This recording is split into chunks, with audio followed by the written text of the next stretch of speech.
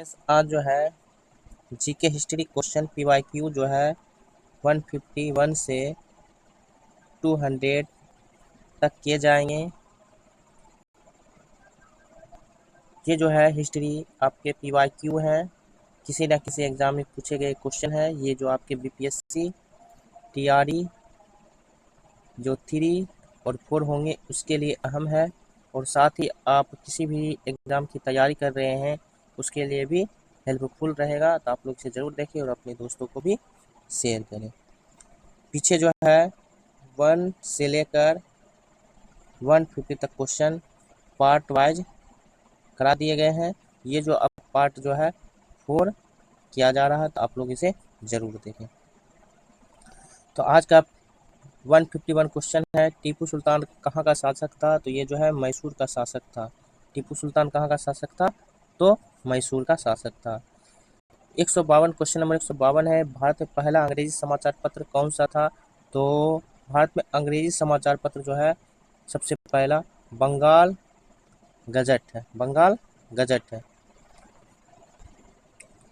153 number question है, 1857 के विद्रोह के समय भारत का गवर्नर जनरल कौन था?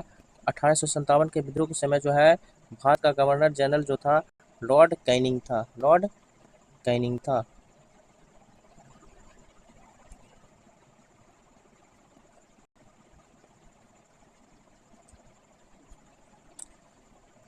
क्वेश्चन नंबर 154 है, आनंद मठ के रचयिता कौन है? तो आनंद मठ के रचयिता जो है बंकिम चंद्र चटर्जी हैं। ये जो है आपके बीपीएससी टीआरई में पूछे गए क्वेश्चन है। आनंद मठ के रचयिता कौन है? बंकिम चंद्र चटर्जी हैं। 155 नंबर क्वेश्चन है, दास कैपिटल किसकी रचना है? तो कार्ल मार्क्स की रचना जो है दास कैपिटल है। 156 नंबर क्वेश्चन है, सरदार वल्लभ भाई पटेल को सरदार की उपाधि किसने दी थी? तो गांधी जी ने जो है सरदार वल्लभ भाई को सरदार की उपाधि दी थी। सरदार वल्लभ भाई पटेल का जो है स्टेचू कहाँ है? ये जो है गुजरात में है। ठीक है, गुजरात में है। 157 नंबर क्वेश्चन है, गांधी जी को महात्मा की उपाधि किसने दिया था? तो गांधी जी को महात्मा की उपाधि सबसे पहले रविंद्रनाथ टैगोर ने दिया था, और जनगण मन के रचयिता भी रविंद्रनाथ टैगोर ही हैं। ठीक है, तो गांधी जी को महात्मा की उपाधि किसने दिया था? रविंद्रनाथ टैगोर ने दिया था। 158 नंबर क्वेश्चन है, हिजरी सन का पहला महीना कौन सा होता है? तो मुहर्रम जो होता है मुसलमानों का सबसे पहला महीना जो होता है मुहर्रम, सफर, रबीउल अव्वल, रबीउल आखिर होता है। तो हिजरी सन में जो है सबसे पहला महीना जो होता है मुहर्रम होता है, और हिंदी कैलेंडर में सबसे पहला महीना जो होता है वो होता है आपका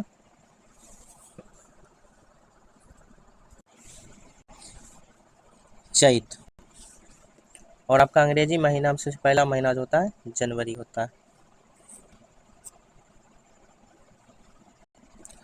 159 नंबर क्वेश्चन है, शक संवत का प्रथम माह कौन सा होता है?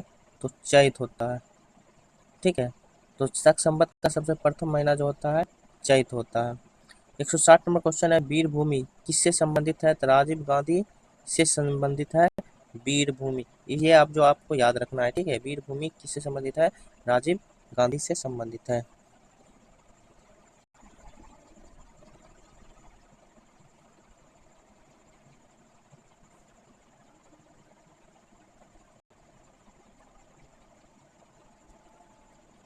162 नंबर क्वेश्चन है, भारत का खोज पुस्तक के लेखक कौन है? जवाहरलाल नेहरू जो है भारत का खोज पुस्तक के लेखक हैं जवाहरलाल नेहरू। 163 नंबर क्वेश्चन है, आराम हराम है किसका नारा है? जवाहरलाल नेहरू का नारा है आराम हराम है।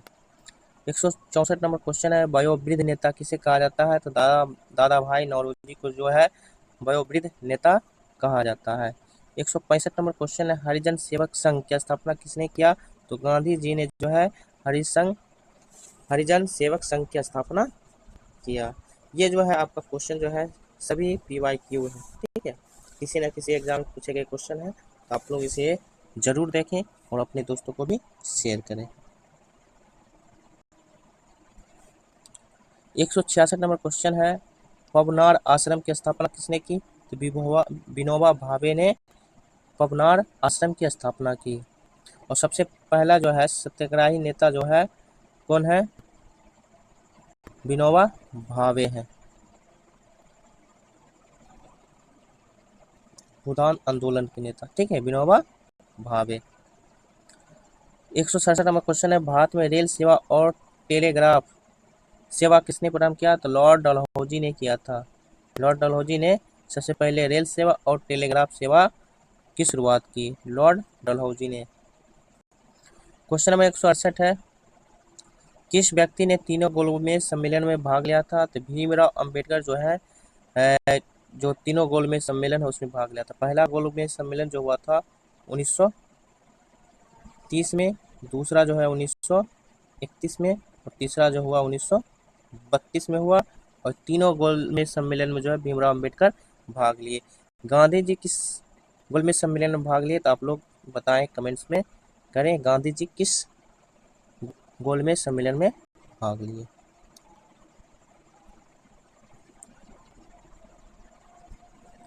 एक सौ 70 नंबर क्वेश्चन है, गांधी जी ने कौन से गोलमेज सम्मेलन में भाग लिया? तो द्वितीय गोलमेज सम्मेलन में भाग लिया, यही जवाब है। 1931 का जो गोलमेज सम्मेलन हुआ सेकेंड वाला, उसमें जो है गांधी जी ने भाग लिया। 170 नंबर क्वेश्चन है, पूना पैक्ट किससे संबंधित है? तो दलित वर्ग से संबंधित है पूना पैक्ट। 171 नंबर क्वेश्चन है, बॉम्बे, मद्रास और कलकत्ता उच्च न्यायालयों की स्थापना कब की गई? तो 1862 ईस्वी में की गई। बॉम्बे, मद्रास और कलकत्ता तीनों जो है स्टेट में जो है उच्च न्यायालय की स्थापना 1862 ईस्वी में की गई। 172 नंबर क्वेश्चन है, फ्रंटियर गांधी किसको कहा जाता है? तो खान अब्दुल गफ्फार खान को कहा जाता है फ्रंटियर गांधी। 173 नंबर क्वेश्चन है, प्रथम भारतीय नोबेल पुरस्कार विजेता कौन है? तो रविंद्रनाथ टैगोर जो है प्रथम भारतीय नोबेल पुरस्कार विजेता थे। 174 नंबर क्वेश्चन, चीन ने तिब्बत पर कब कब्जा किया? तो 1959 ईस्वी में जो है चीन ने तिब्बत पर क्या किया? कब्जा किया। 175 नंबर क्वेश्चन है, लोसांग उत्सव कहाँ मनाया जाता है? तो सिक्किम में जो है लोसांग उत्सव मनाया जाता है। तो आप लोग बताइए, हॉर्नबिल फेस्टिवल कहाँ मनाया जाता है? चौरी चौरा कांड कब हुआ था? तो 1922 ईस्वी में जो है चौरी चौरा कांड हुआ था। और ट्रेन डकैती जो है 1925 ईस्वी में। रेल एक्शन प्लान उसको भी कहते हैं, ट्रेन एक्शन प्लान, तो 1925 ईस्वी में। और चौरी चौरा कांड जो है 1920 ईस्वी में। 176 नंबर क्वेश्चन है, भारतीय संविधान सभा के अध्यक्ष कौन थे? तो डॉक्टर राजेंद्र प्रसाद थे, ये अस्थायी अध्यक्ष थे। और प्रारूप समिति का अध्यक्ष जो है आपके VR अम्बेडकर थे, भीमराव अम्बेडकर थे। भारतीय संविधान सभा के अध्यक्ष doctor Rajendra Prasad. Question number 177 है, भारतीय संविधान सभा के प्रारूप सभा के अध्यक्ष कौन थे? डॉक्टर भीमराव अम्बेडकर थे, प्रारूप समिति के अध्यक्ष। और अध्यक्ष जो है आपके अस्थायी डॉक्टर राजेंद्र प्रसाद थे। क्वेश्चन नंबर 178 है, भारतीय संविधान के निर्माण के समय संवैधानिक सलाहकार कौन थे? बेनेगल नरसिंह राव जो है भारतीय संविधान के निर्माण के समय जो है संवैधानिक सलाहकार थे, बेनेगल नरसिंह राव। 179 नंबर क्वेश्चन है, भारतीय संविधान सभा द्वारा कब अंगीकृत किया गया? तो जब अंगीकृत किया था 26 नवंबर 1949 को जो है भारतीय संविधान सभा को अंगीकृत किया गया। 180 नंबर क्वेश्चन है, भारतीय संविधान पूर्ण रूप से कब तैयार हुआ था? तो 26 नवंबर 1949 को ही क्या हुआ था? पूर्ण रूप से तैयार हो गया था। 26 नवंबर 1949 को अंगीकृत किया गया और भारतीय संविधान पूर्ण रूप से तैयार किया गया 26 नवंबर 1949 को। और लागू कब कर दिया गया? 26 जनवरी 1950 को जो है संविधान 1950 को लागू कर दिया गया।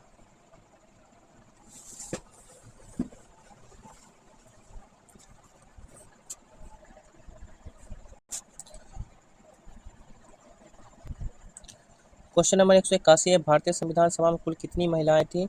तो 15 महिलाएं थी भारतीय संविधान सभा में। 182 नंबर क्वेश्चन है, भारतीय संविधान कितने समय बनकर तैयार हुआ था? ये जो है BPSC 69 में भी क्वेश्चन पूछे गए थे, ठीक है। BPSC 69 में भारतीय संविधान कितने समय बनकर तैयार हुआ है? 2 वर्ष 11 महीने 18 दिन लगे।